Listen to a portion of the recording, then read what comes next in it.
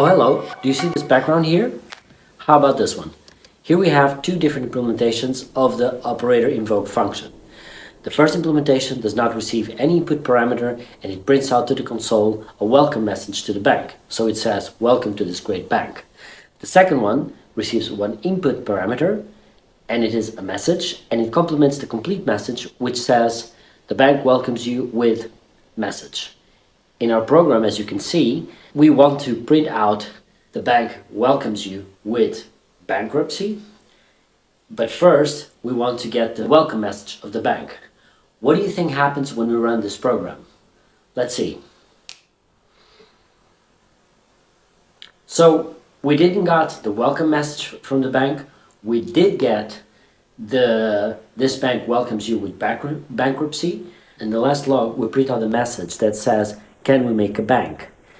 As you can see, we printed out a reference to a new instance of a bank.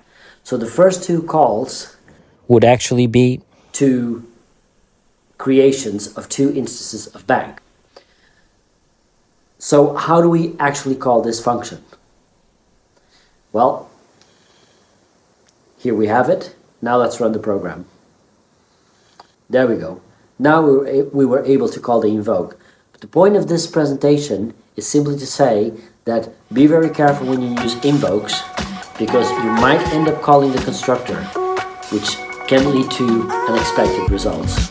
Alright everyone, thank you so much for watching. I hope you enjoyed this video. Please give it a big thumbs up if you really enjoyed the video, and please subscribe to my channel to not miss out on the next videos. Keep it graceful and stay sharp.